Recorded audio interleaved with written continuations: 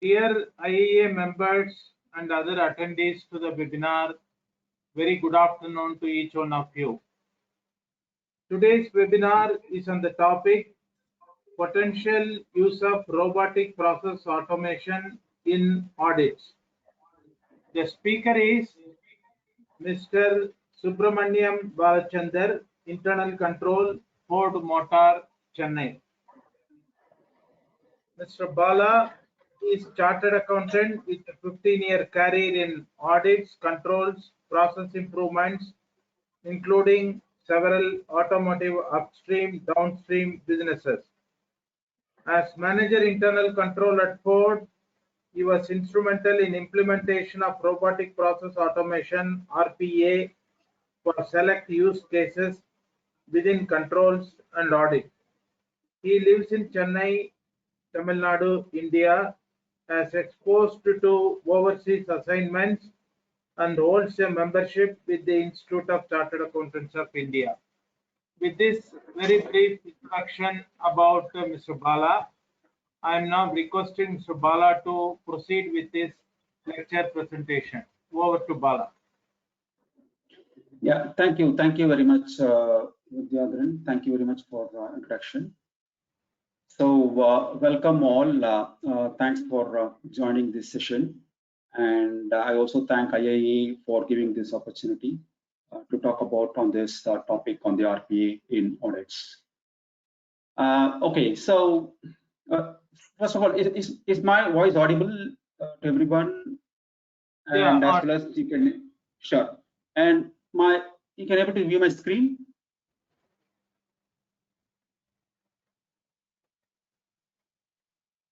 Yes, Bala. Sure. Okay, and one request to participants is if you have any questions or any clarifications or anything you want to say, you can just put in a chat, and formally we can have the question and answer session at the end of this. Maybe around 40 minutes from now, we can have the question and answer session. Okay, so with that, I will start with my session. Okay, so this is, I think in the next 20 to 40 minutes, we'll be talking about the subject, the robotic process automation in audits and control. Okay, so let me begin with and how we.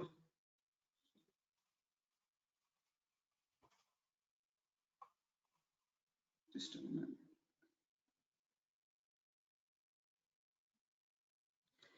So how we'll navigate the session is kind of, I will start with the fundamentals. I think briefly touch upon the fundamentals of the robotic process automation.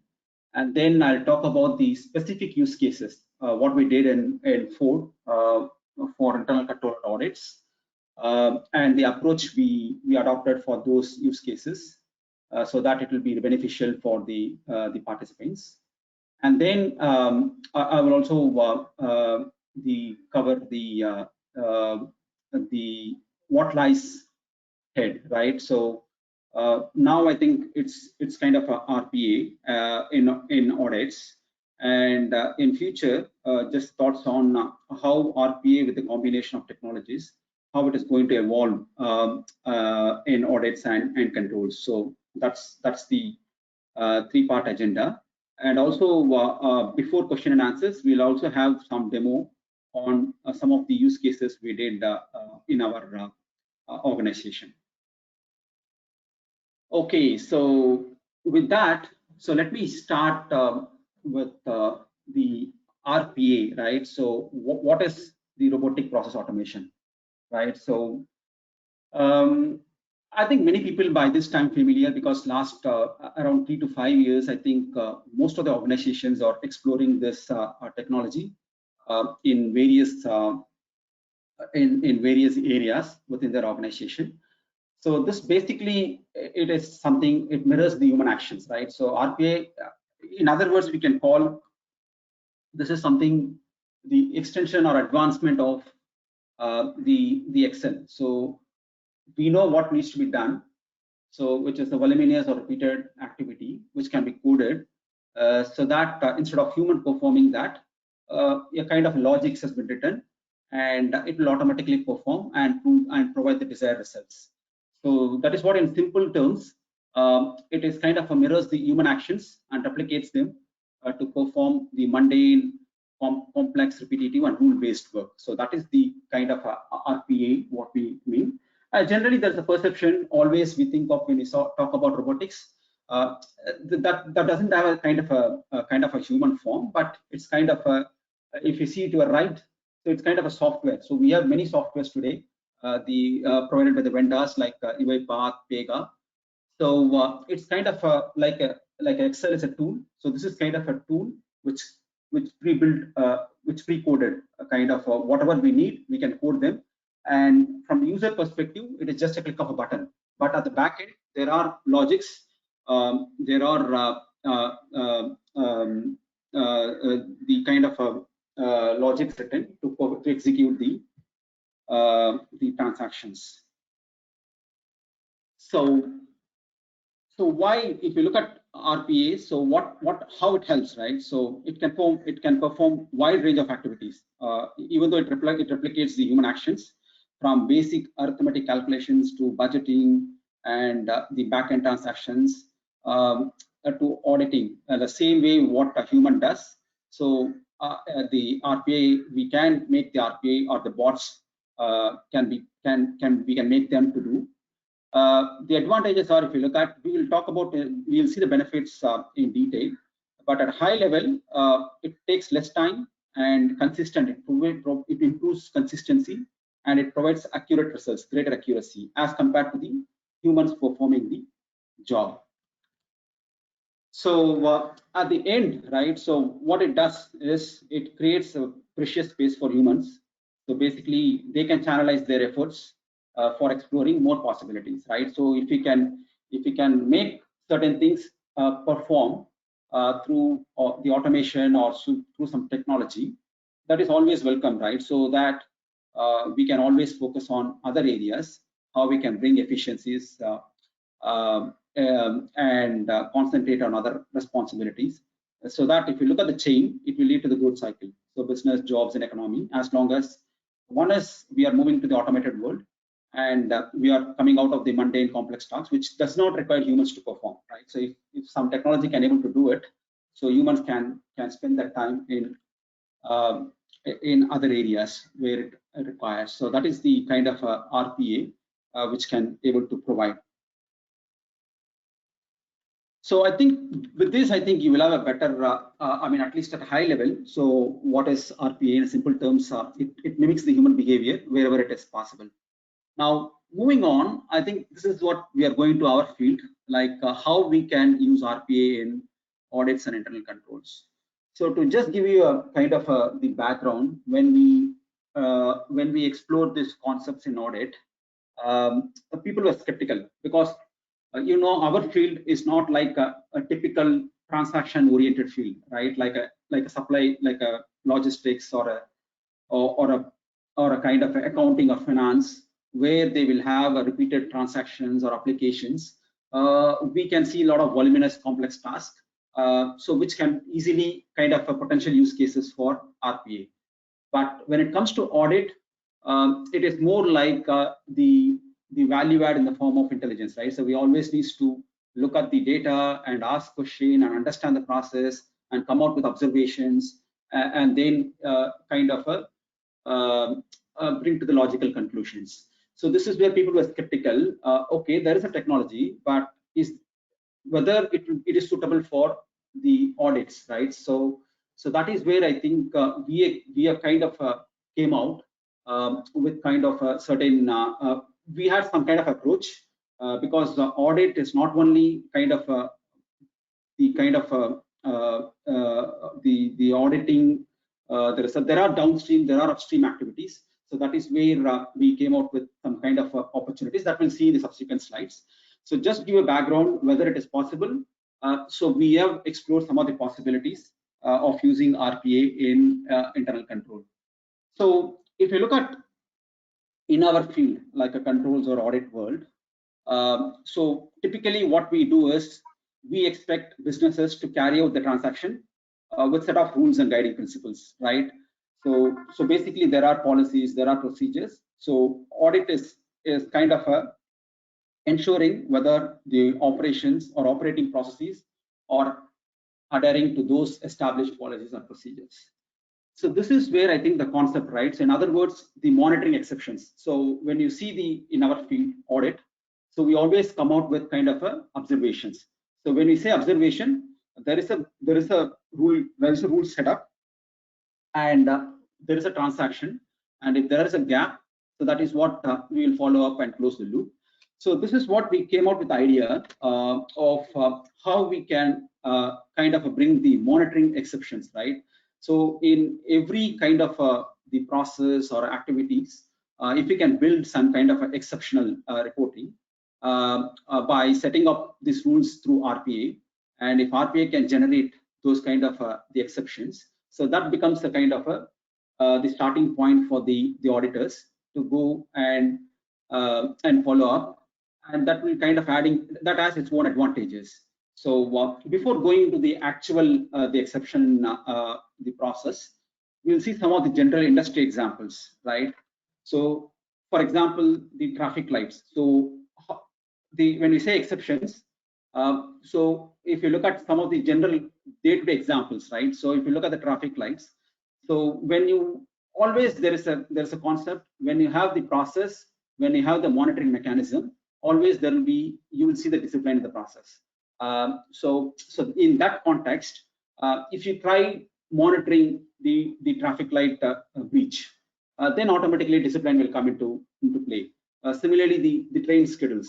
So there is a set of rules set up. This train should reach this destination or departure or arrival this time. So there is a already preset rules.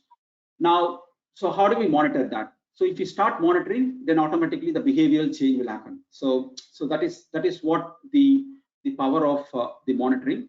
But the difference here is that similarly we can talk about many examples like health parameters. Then you will focus more on your health in kind of fitness, the clean environments. So the point what we are going to drive here is when we have the set of rules or the guiding principles how to operate the process, and if you start monitoring, then you will always see the discipline, and you will always see the empowerment within the organization or within that organization, and always deliver a better results.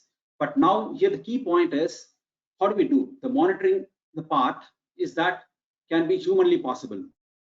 So it is possible to some extent wherever the controllable volumes, but today I think data is generated many places, and it is sometimes becomes very difficult monitoring the activity. Even though we have a set of rules, even audit goes by the picking the samples and performing audits. So this is where I think the kind of a technology, the RPA is kind of will be helpful in delivering the exceptional results and following up on the closing the loops.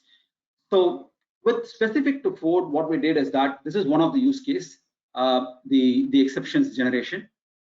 So I mean, this is very common to all other organizations also.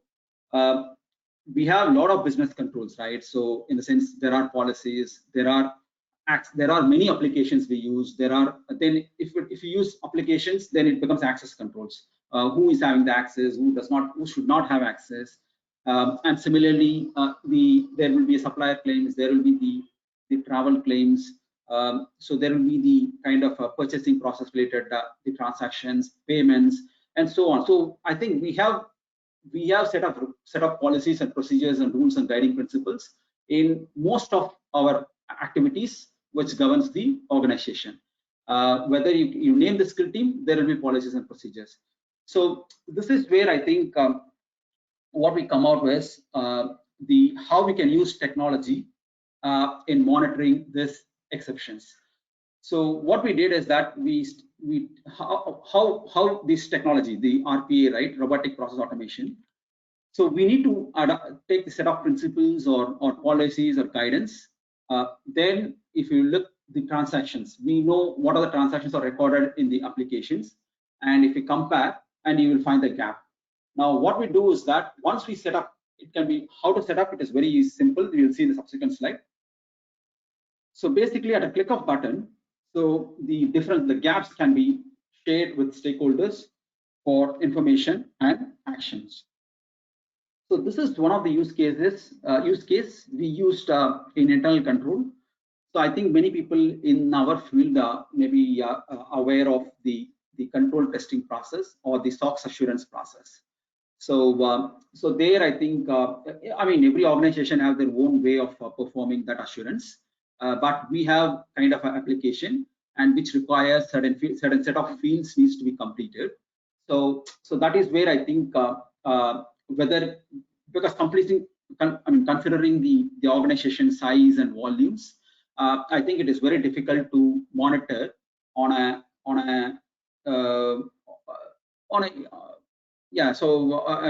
monitor humanly. So that is where I think we came out kind of this technique. So we have kind of built a code or the logic using the RPA. I think people, if they are not completing certain fields, right? So we defined what are the fields that has to be completed to ensure the adequacy or completeness of control testing process. So we created a kind of logics and we generated the exceptions. So what will happen is that every time at a kind of a periodic, every week, we can set up this report to be run, and we know what are the exceptions, and we can share with the stakeholders. In the sense, it is a kind of real time fixing the issues rather than waiting at the end.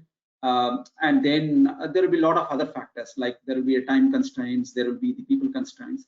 So these are all can be avoided, and more importantly, it will deliver the effectiveness and quality of the control testing process. So this is where one of the use cases, in simply put, we use the exceptions. I think the exceptions is a concept. This is not only limited to one area. Wherever the areas you have the set of rules, guidance, and procedures and policies, you can adopt this use case where we can set that principle, and we can always compare the transactions, and the gaps can be followed up. So this is one way of using the bots in audit environment. Now, the question will come to your mind: is that simple? What we're talking, right? So it is so simple. How to set up exception report, as I was talking. So we need to know the two things. One is what is the tolerance level. So there is a policy, there is a rule we set up. So we need to understand up to what point we can tolerate, and beyond that, so that becomes a kind of an exception. So we can set it up using a simple logics, and then we can relax. So basically, at a periodicity, maybe a daily or a weekly or a monthly, based on the need, the bot will produce consistent and sustainable results. So which will kind of help the users to prevent risk and build confidence on their process. Now, so before we move on to the other use case, so just to summarize, I think this is the webinar. So maybe you can have your questions at the end also. But if anything coming on top of it, you can also put in the chat. So I'll try to explain as we progress. So in a simple terms, the use case is how do we use the exceptions generated using the bots, and then that will kind of empowers the organization or the respective users to fix it and clean up the process. So that's the first use case we've explored, and it was working for us. Now, coming to the other use case, the sample selection, right? So this is a kind of as I was talking, when we kind of taken the concept of exploring the bots and audits or controls. So there was always skeptical. So because our field does not have the kind of a transactional level activities, rather it's more like we need to add value through our intelligence or asking questions or finding the kind of the financial gaps and those elements. So this is where I think how we are approached whether we can use the bots in our field is kind of like this. So we have understood kind of I think everyone can able to relate. If you take an audit, there is a serious set of like activities, right? So first we will scope the business or the organization for audit. Then we will identify the risk through whatever the mechanism, and then we kind of request for data. So basically, kind of a pre-work, and then we kind of put a guiding principle. What are the transactions we are going to select for auditing, and then on-site, and then collect the evidences, and then apply the already predefined rules or procedures and compare the transactions and come out with observations and discuss with the client and issue the report. So this is where I think the end-to-end audit works. So in that one, we chunked it up. So where and all there is a data element involved, like as I was talking about. So the first set of things, right? So maybe the scoping or the risk assessment, it's very limited. But when we talk about the sourcing the population, right? So then the selecting the required information or samples for the population. So this is where I think we spend a lot of time, and always because there is a various people involved in the audit, so there is always an inconsistency also. So this is where I think we took the sample selection as one use case for how we can leverage the bots to perform that activity, so that we get, as a humans or the auditors will get more time in spending their efforts in the quality of reviewing the samples and then come out with observations. So basically what we did is that we, as I was talking about, when we request for population, we get the kind of a database, right? So we need to clean up and then kind of select the samples and then start requesting for evidences for the further subsequent steps.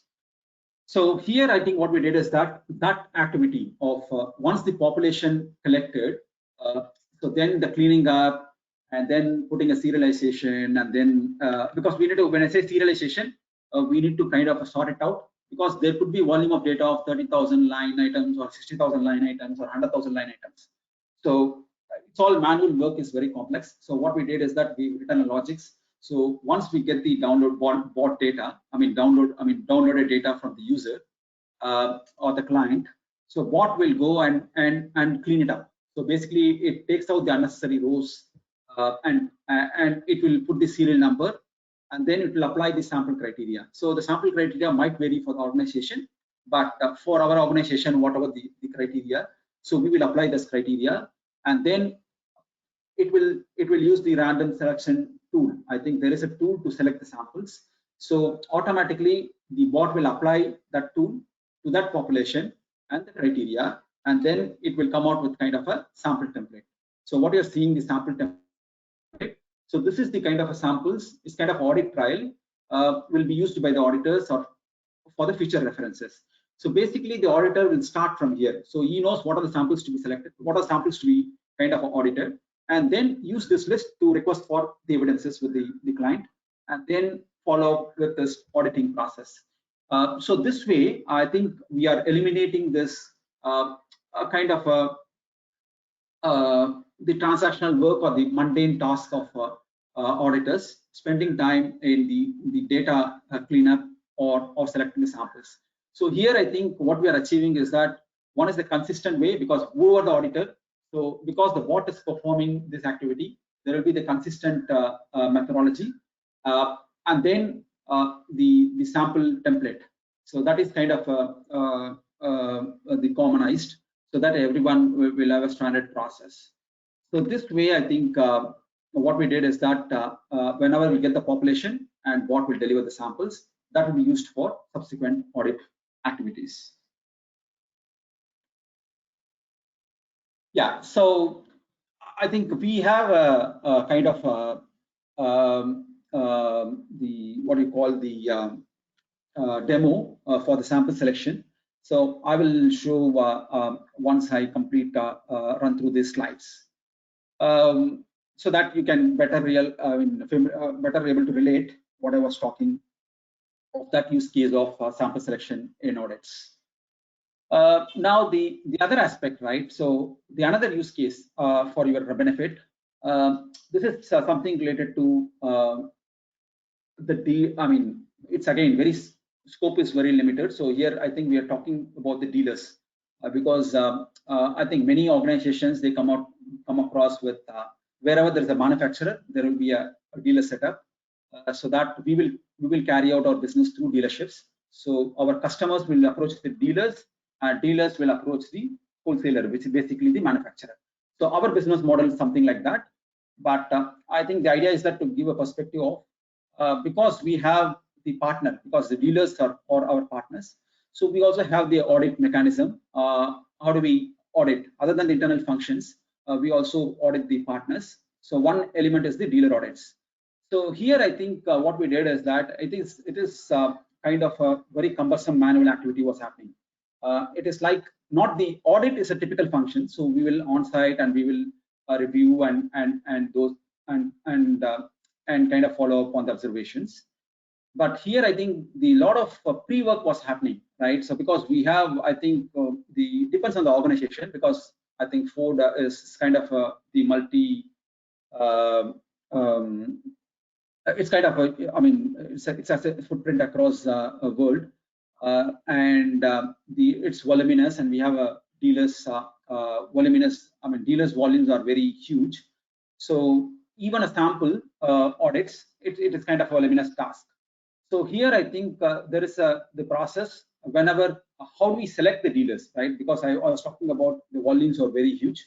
The selection of dealers, and then if you select a dealer, there is a lot of pre-work. We need to create a folders, and there are a lot of templates, and that needs to be pre-filled in, and then we'll get the kind of a self-assessment. So dealers has to complete those templates, and then they will revert, and based on that results, we will follow up with the on-site audits. So if you look at the pre-work, there is a lot of manual work was happening of a human time is spent on creating a folders and creating a templates, and then updating those templates, and a lot of time was spent on monitoring that, in the sense segregation of duty, because how one person will create a folders, and there is another the checkpoints whether the folders created are correctly. So this is where I think if you look at the volumes, I think every quarter there was 750 plus the 250 plus folders and 750 plus packages were created, and it was a manual task. So this is kind of a potential use case for RPA or the bots. So that is where I think we have explored. It's kind of we integrated to the source applications. So what it does is that it automatically it needs only one information. What are all the dealers scope for audit? Then once that information is available, the bot will pick up the dealer name, and will, based on the intelligence, it knows what month we are in, what quarter the audits are due, and then it goes and creates a primary folders, subfolders, and it renames it. It renames it. It goes and sits into the exact folders. Whether it is October month or November, which dealers are due for October, which dealers are November. So accordingly, it creates, and those dealers packages are created. Inside that each folder, the subfolders, if you look at, there is a code assigned to each dealer, and with that code will be taken from the spreadsheet, and it will create a folder. And then once it creates the folders, if you look at the right extreme, there are templates I was talking about. So for every dealership, we need to complete, this is the audit procedure, right? So this is a process. So the templates needs to be completed and put it into the each folder. So once this is done, then there is the emails triggered from to the dealer, and dealer will complete and sends back to Outlook or whatever the communication platform. So what bot does is that it reads the P&A code, the code we have assigned based on the Outlook subject, and it goes and puts into the shared drive to the respective folder. So that end to end.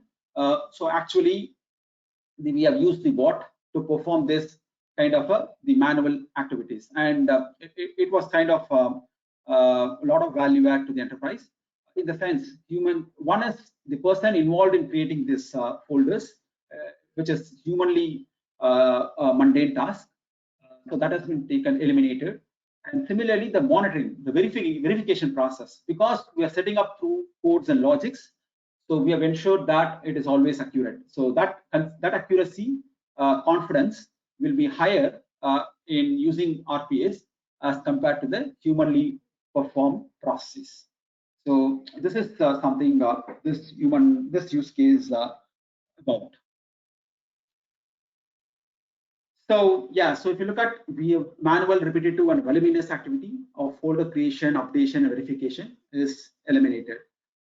So in a nutshell, I think if you look at the benefits, so I've talked about the 3 use cases. Just to summarize, the exceptions, which is very common, it depends on the organization, depends on the policies.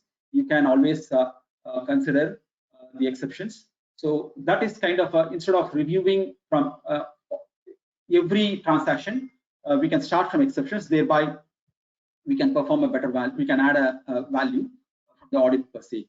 So that is one use case, and then the sample selection, which is part of the upstream or the downstream activities of audits. And similarly, if there is a manual activity of templates as audit procedure requirement, if there is a templates completion or if it is a voluminous activities available, those are all the potential cases in audits and controls using the RPA.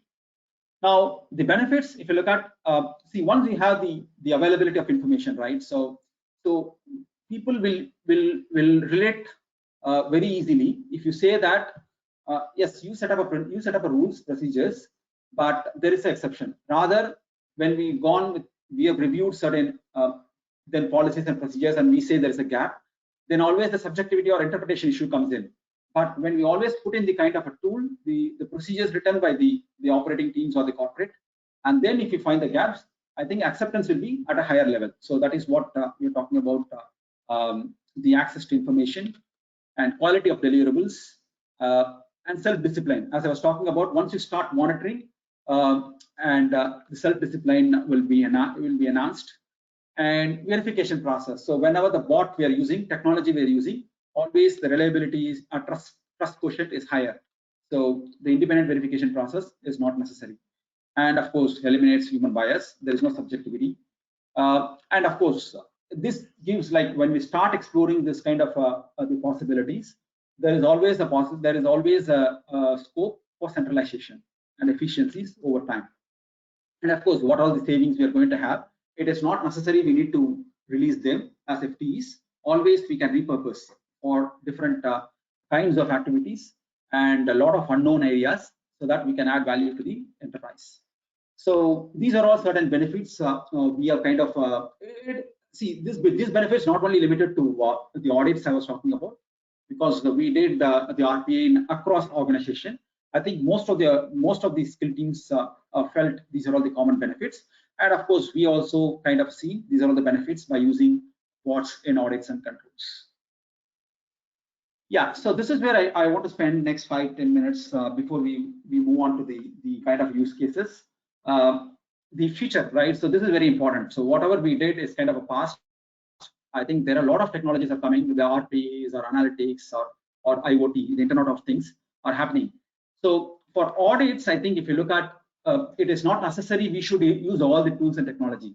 So I think our responsibility will become more when the users, like organizations, like skill teams or different operations start using the various Internet of Things or technologies like a blockchain or other technologies, and it becomes, we need to be kind of aware how the data is getting generated and what kind of a risk and how we should proceed with our audits, right? So that way, I think even though we are not the direct user of those technologies, but we should know how to perform audits when those technologies start used by the organizations. So from the future, right? So at high level, what the future looks like. So I think if you look at one of the in every organizations, right? It's in a multi-level or multi-layer organizations. I think the one of the key thing is the inventory. How do you secure your assets? And in that case, I think whether it is inventory or your fixed assets. So one of the common auditing processes, the physical verification of inventory. It could be fixed or it could be your inventories. So this is where I think we will be seeing the drones might come into play because today I think the process is very inconsistent and it is a very cumbersome process. So that is where I think when technology will evolve, one opportunity is that drones might monitor and protect our assets. And of course the analytics, right? So I think today, I think every business, even a small to big, everyone started using the dashboards, and a lot of data, customer data is getting generated. So I think we have the kind of a mechanism today, kind of a four levels of identifying risk, like you are operating or financial or strategic or reputational risk. But there is a possibility, because of a lot of data we are generating, there could be new evaluation of new risk and controls through the analytical, through the larger use of analytics by the organizations. And of course, the connected applications data. Yeah, so this is something key, right? So today, I think everything is connected, because if you look at, as I was talking about the dashboard, I think every field or every organization or every skill teams like MP&Ls or the manufacturing or a PD or a marketing and sales, they have various applications to capture the customer information, and then they are studying it, and they are putting the KPIs according to that. So so this is where I think one thing is possible is yeah, today it's more like a see, even if you take an audit, it's more like a postmortem, in the sense we will go and give a report based on the damage done or the observations we identified, and of course how do we follow up. So those things, even if the controls, it is more like a governance process. So how do we set up the policies and procedures, or how the governance exists, so to monitor the risk. So that way it is more preventive, but it's more like a governance process.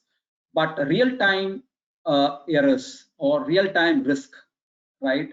Because we are connected in every way, IoT of things. So there could be a possibility the audit field might come out situation or technology or tools. How do we trigger based on the patterns, or on a real-time basis? How do we detect kind of the unusual or kind of the potential frauds, and how we can help the organization to prevent those items? So those kind of things possible from the I mean, what lies in the future because of the technology, the growth we are seeing. So as I was saying, I think it is more like a transition from the human-centric approach to more like a simulated model. So maybe we end up in a situation like for every scope area, we will put a simulation, right? So where how it should operate, and based on we will also kind of map the patterns and what can go wrong, and then we will pick up that areas. Kind of we will come out with kind of a new risk environment, and we may come out with kind of audit methodologies and techniques. How do we prevent those, or how do we control those and add value to the enterprise? So because of a lot of technologies and a lot of data driven and dashboards, today I think to some extent it is kind of audits or looked at a standalone process as compared to the operations. So now I think because of a lot of enablement happening through technology, there could be a strong integration of audits and controls with operations, dashboard, and KPIs, so that it's kind of how we can integrate the operations themselves, how we can empower them with take a kind of instead of not looking the auditors as a kind of the independent. Of course, they are independent, but to what extent they can the ownership or accountability perspective will grow because of technology, because of data connectivity, and thereby I think see, the overall idea is that by doing this, at the end of the day, we need to, like stakeholders, has to get a lot of confidence on the process, and they should get that kind of a reliability on the financials or the way we conduct the business. That's the whole audit objective is. So that will be kind of enhanced through this the technology. What are how we are going to adopt the technology for audits and assessment of risk. Yeah, so I think I think everyone can able to relate. One of the risks we are all facing is because of a lot of information circulating around, and a lot of third-party providers are supporting the organizations, and there is a lot of information sharing is happening. So this is where I think it's a talking point. How do we protect data protection is a key for every organization from the loss perspective as well as from the consumer centric perspective. So I think this is something the problem caused by technology. I think there is a strong case. The technology will come out with a solution. Will play a vital role in how do we protect the data, how do you protect those risks. So even though today we don't have an exact solution, but definitely there will be a solution. How do we protect the information risk? So I think to just summarize, I think though I think as I was saying, even though we are not going to use the all technologies, like RPA is one element we can use in our field. Maybe the operations may be using all the modern technologies or the Internet of Things or digital twins and so on.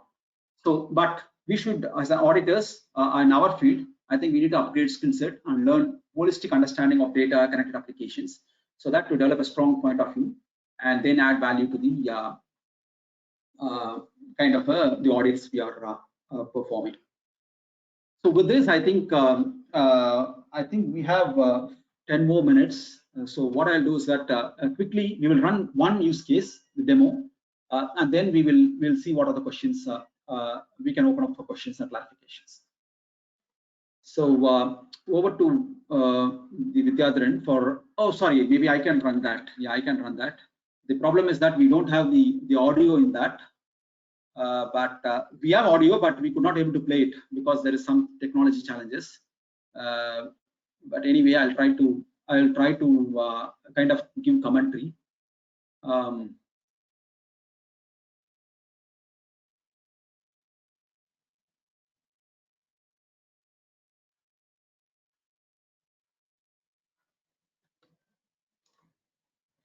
So this is the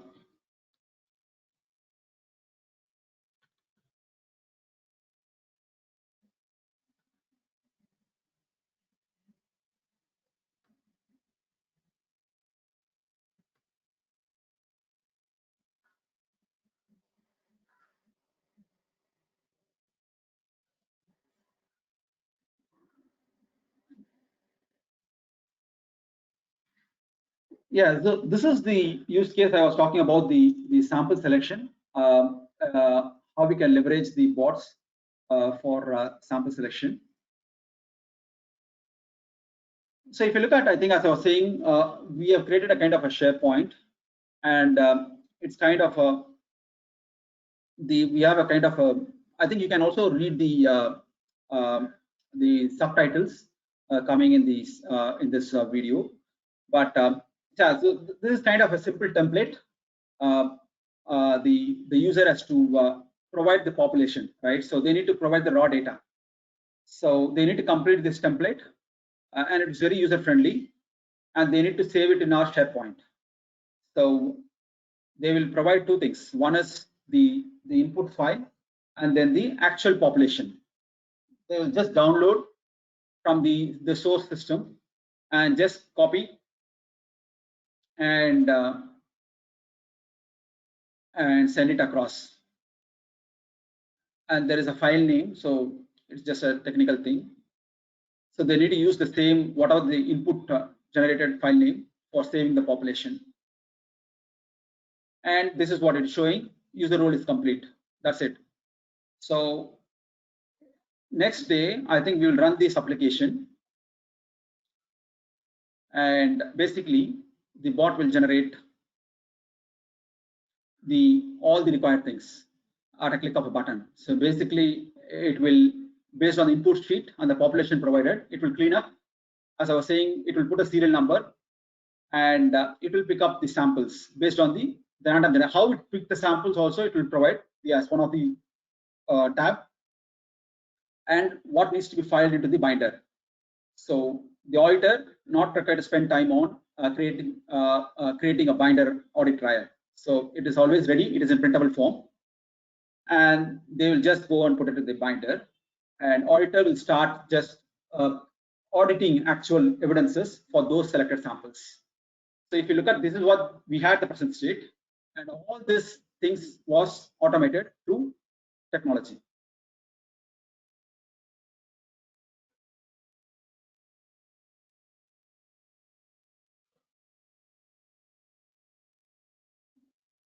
Yeah, so I think I'll pause there, because we have also used cases of that download, the manual process of creating a folders. But in the interest of time, so we have just 5 minutes to go. Maybe I'll open up for question and answers. So over to you, Vidyadharan. So we can take some questions and clarifications. Thank you, Mr. Bala, for a very excellent presentation. You have given all the nuances of RPA and the use in audits.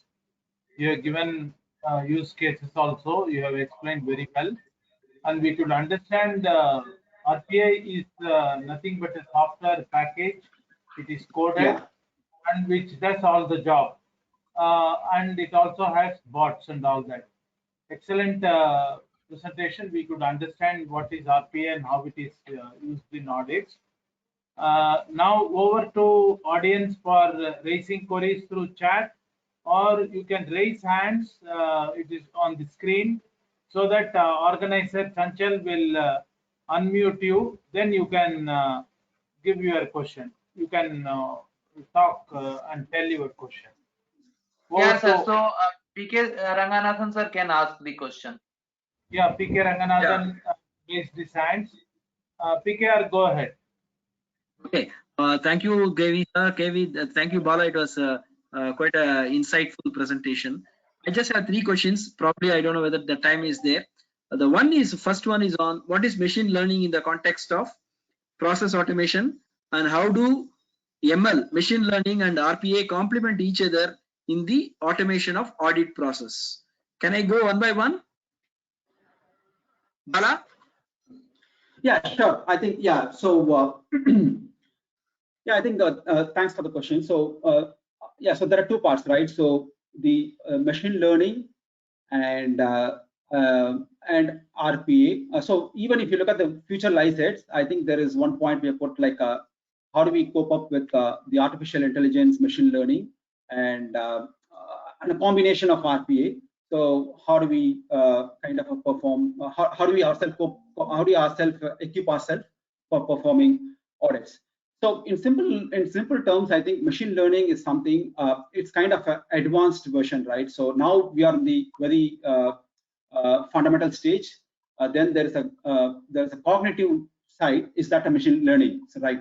So exactly what it does is that now it mimics the human behavior. So we will tell them what are the transactions and how to perform, and we will code accordingly. Now the machine learning is something based on that logics, whatever we coded, it will learn by itself. So if there is any new pattern arriving, so that will trigger us. This is something, the new pattern is coming based on your coding or logic you built in. I am performing my duty, but also the bot itself will provide kind of exceptions based on the learning, based on the patterns. So that kind of exceptions generated by bots, and it is up to the humans whether we want to code it them or we just learn them and see how we can refine it.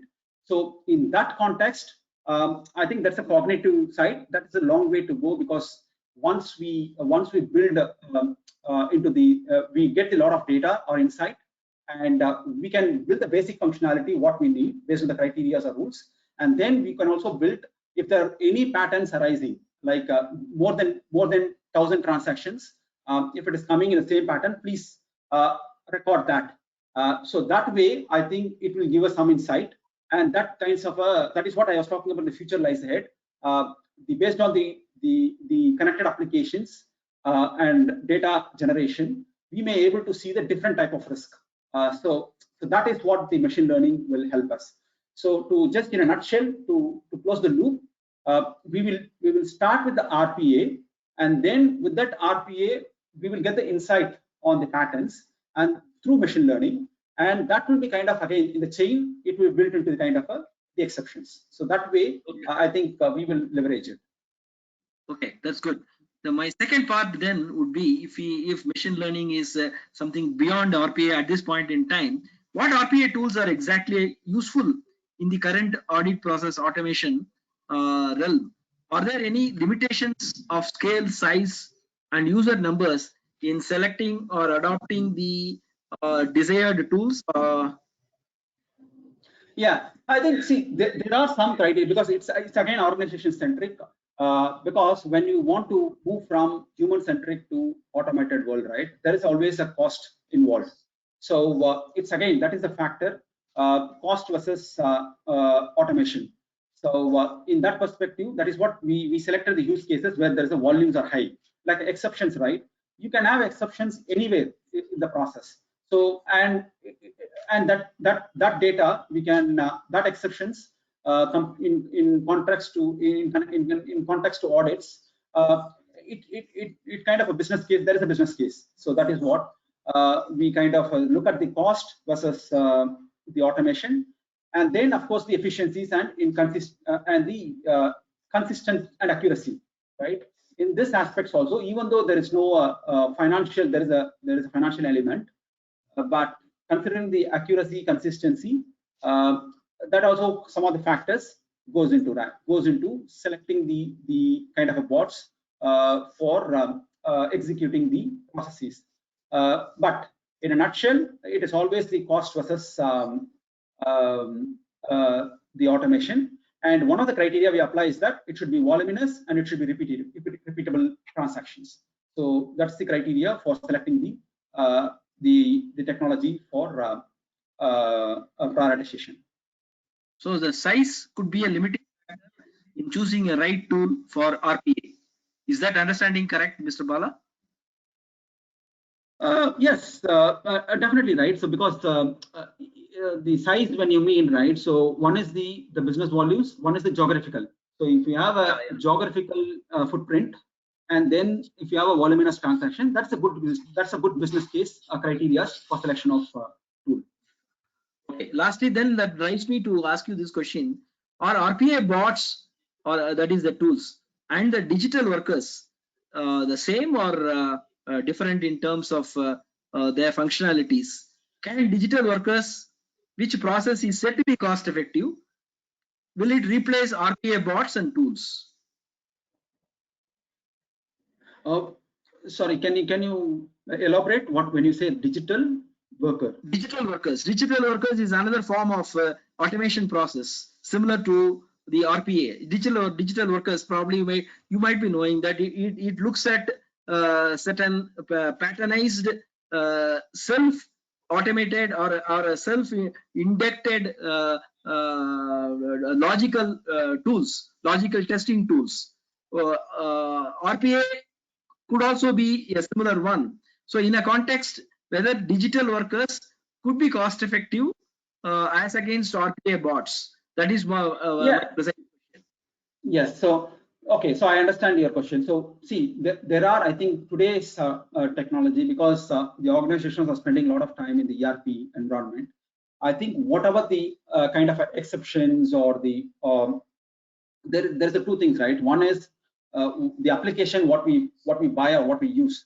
If they can able to deliver the desired results, like what you're saying about it has the inbuilt functionality of taking out the exceptions or performing this kind of the digitized, like capturing, like today I think we at every stage we are creating a manual process. That is why I think we have a lot of manual activities. In the future systems, if the ERPs has the ability to digitize upstream itself, right? So a lot of the documentation from suppliers or dealers, it can able to scan and look and keep the digitized version. At the same time, it has the ability to perform exceptions. Then I think your tool itself, the ERP itself, I mean, able to deliver that results. In that case, there is no question of again the layer, because RPA is always a layer, outside layer of taking out the data and then automating it. So in that context, if your applications or the ERP is kind of more sophisticated and able to capability of digitization, then I think the RPA role will come down. So the RPA is more like when you have a disintegrated data and a lot of manual layers created. So this is where how we can take out that manual element and how we can bring the efficiencies into the process. That's great. Thank you, Bala. That's wonderful. In fact, the whole session I enjoyed fantastically. Thank you very much. Thank you, KV sir. That's all from my end. Thank you, Yeah, PKR, for very insightful questions. And I would like others to ask one or two queries, and then we can close. Any other questions in the chat box, Chanchal? Yeah, Mr. Badri, Vikram can ask. Yeah. I have unmuted, so Yeah. he can unmute and ask.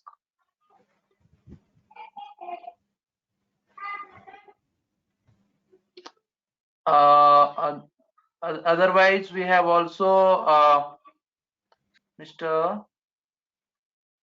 Parli, just Mr. Suresh Jevamane. Yeah, Yeah, you can hi. ask. Yeah, hi. Thank you for the very insightful session on the use of RPA. I would like to know what is the difference between RPAs and computer-aided audit tools, CATs. Are they somewhat similar software, or there is a difference? Yeah. So I think I expected this question. I think thanks for the question. See, I think the computer-assisted audit tool is very centric. I mean, the audit-centric tool. I think the limited kind of functionalities as compared to broader set of RPA. Because see, when we talk about the RPA or the bots, I think this is as I was saying, it's kind of the outside layer. We can use it when whatever the criteria is very simple. Whatever the human is performing today, like as an auditor is performing today, I think we can apply the principles whether we can able to code it into the RPA version. So in that context, I think the RPA tool is different as compared to the computer assisted aided technique, where it has the predefined set of functionalities and it will deliver the desired results.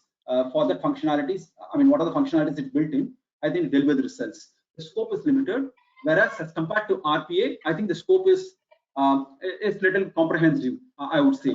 So because it can replicate every human action, but it's kind of the other factors remains, right? It takes time and energy to code it, and of course some kind of organization, the prioritization.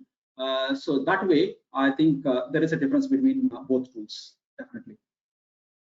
Thank you very much. Thank you. Any more questions, Chanchal? Mr. Parli can ask. Who? Mr. Parli Raghuraman. Okay.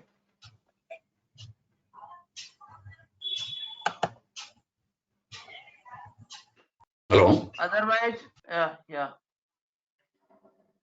Hello. Yeah, go ahead. Yeah, go ahead.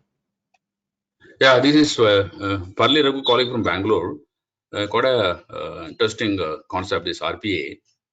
But like we have a few clients, some of the major clients.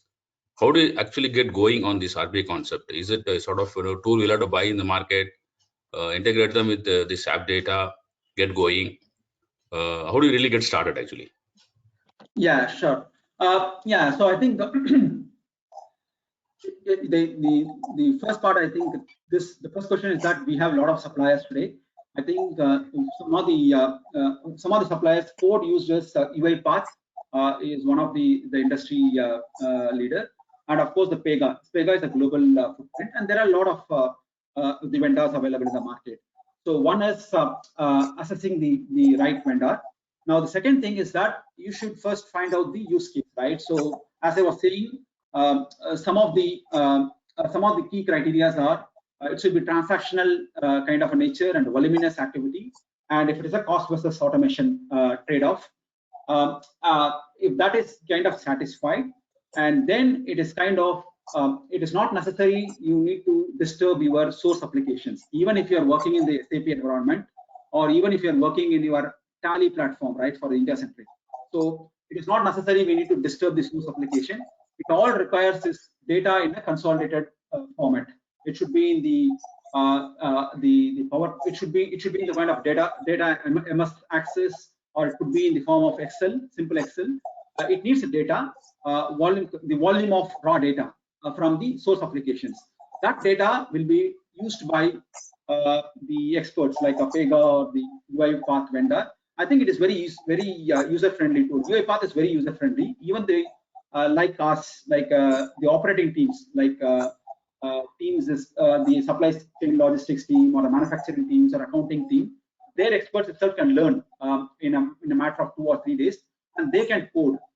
They can code all the logics, but the data is the consolidated versions they are creating. So it is not, they're not disturbing the source application. So that way, I think we can approach it. So one is vendor selection, and then the criteria for selection of use case. Once you have that, and then data sources, taking the raw data format to start with. And once we are stabilized and familiarized, and we are getting the trust over the results, then we can integrate with the source application. Oh, thanks a lot. Thank Sir, you we very have- much. Any more questions, Chanchal? Yeah, sir. When Sarfan can ask. Yeah, go ahead.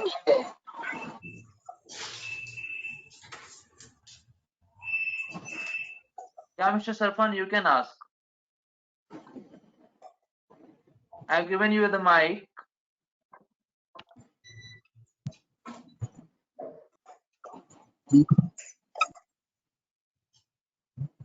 I think there is no question. Okay, in that case, we would like to come to the end of the session. Yeah. Thanks a lot, Mr. Bala, for an insightful presentation, lecture presentation. And you have explained very clearly what is RPA and how it is being used in the audit environment. And it was very clear and very lucid style in which you have explained everything. Thank you very much. And I am thankful to Ford organization and Ms. Nalini Narayanan for organizing this from the Ford company, Chennai. Thank you very much. We'll close down. We'll meet in another webinar a bit later. Thank you. Bye. Thanks, everyone. So Thank we you. are closing down. Thank Yeah, you. thank you for the opportunity. Thank you.